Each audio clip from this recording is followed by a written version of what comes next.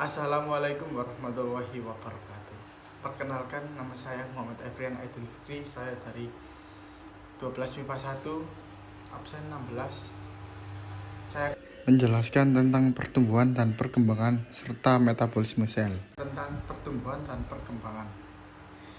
Pertumbuhan adalah pertambahan jumlah sel dan pembesaran sel. Proses ini terjadi akibat pembelahan mitosis pada jaringan meristematis.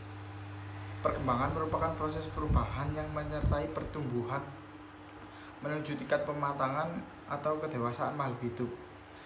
Dari proses perkembangan akan terbentuk struktur dan fungsi organ yang semakin kompleks. Yang kedua, faktor-faktor yang mempengaruhi pertumbuhan dan perkembangan tumbuhan. Yang A, faktor internal, yaitu gen dan hormon. Hormon pada tumbuhan disebut fitohormon.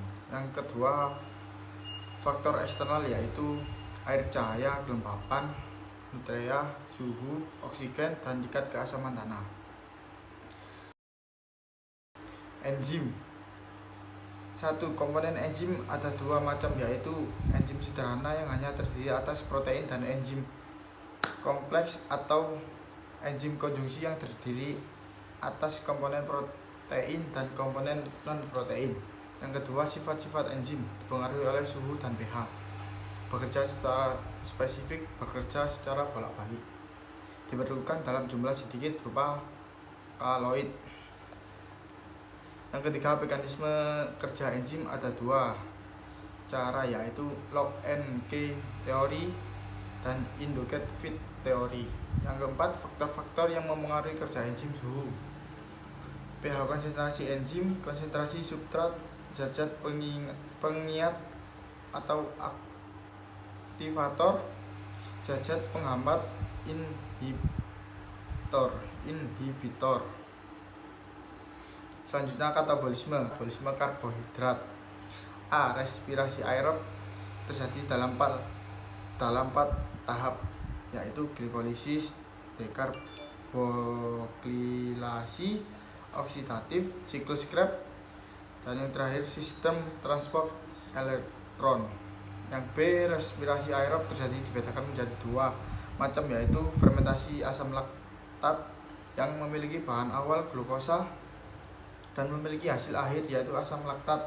Fermentasi alkohol yang memiliki bahan awal yaitu glukosa dan hasil akhir etanol. Yang kedua, katabolisme lemak dan protein adalah proses metabolisme seluler yang berfokus pada pemecahan molekul lemak menjadi asam lemak dan gliserol yang lebih sederhana.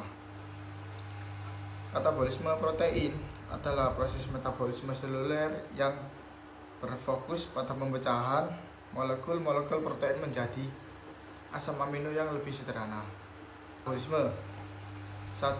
Fotosintesis berlangsung dalam 2 tahap, yaitu reaksi terang terjadi pada siang hari yang menghasilkan molekul ATP dan NADPH2. Yang kedua, reaksi gelap terjadi pada malam hari, memiliki 3 tahapan, yaitu 1. Fiksasi menghasilkan 12 PGA. Yang kedua, reduksi menghasilkan 12 PGAL. Yang ketiga, regenerasi menghasilkan RUBP dan glukosa. Sintesis lemak dan protein. A. Sintesis lemak. Asam adalah pembentukan asam lemak dari asetil CoA. Asetil CoA ini berasal dari glikolisis dan dari katabolisme asam-asam amino.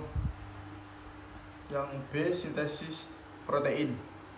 Sintesis protein adalah proses pembentukan protein yang melibatkan DNA sebagai sumber materi genetik pengkode berbagai asam amino yang akan diolah menjadi rantai polipeptida. Sekian dari saya, kurang lebihnya saya mohon maaf. Assalamualaikum warahmatullahi wabarakatuh.